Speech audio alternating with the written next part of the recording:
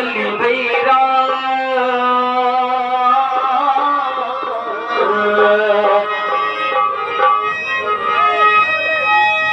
मैं पापन ऐसी जली मैं पापन ऐसी जली कि कोयला भैरा रात। देखिए बतावन जला कि एगो पिता जो का 100 पुत्रन के कमा के दिया देला, लेकिन 100 गो पुत्र मिल के जो एगो पिता की सेवा ना कर सकेगा। जी सोच रहा जे कहाँ का कैसे नदी तक पे पहुंचा रहा। बड़ा सुंदर एक शरीर की जगत को आगे देखा था। क्या करे कोना भाव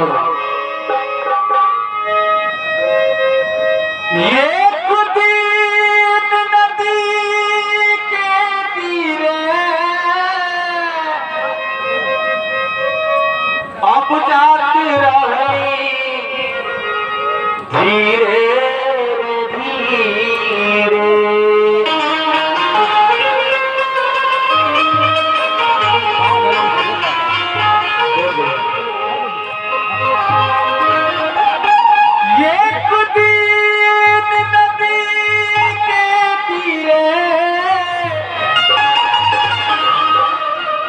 आप जात रही धीरे हो धीरे कि हम आखी देखली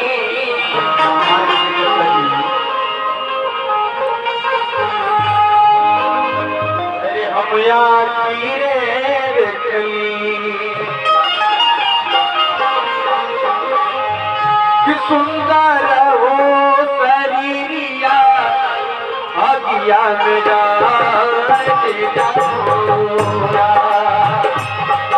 हम याकी देखली सुंदर शरीरिया आगिया मेरा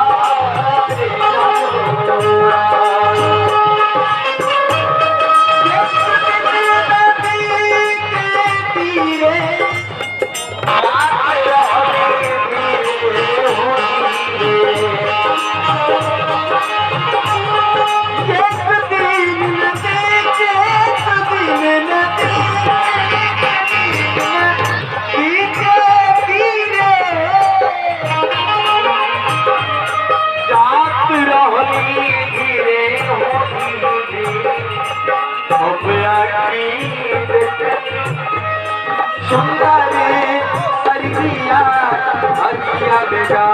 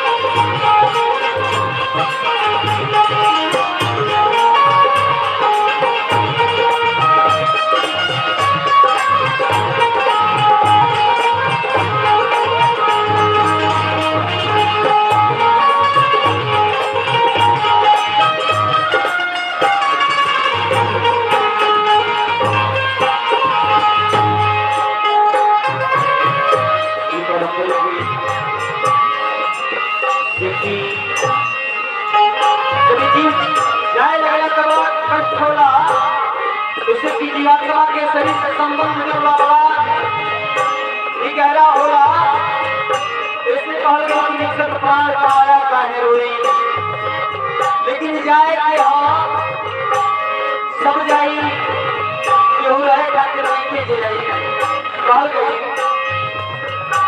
अरे बस में बात के लई के दीवाना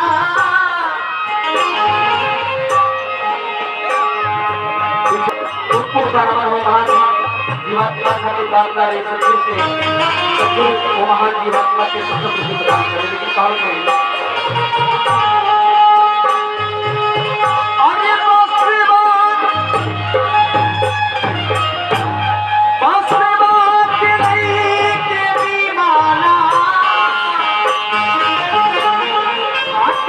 के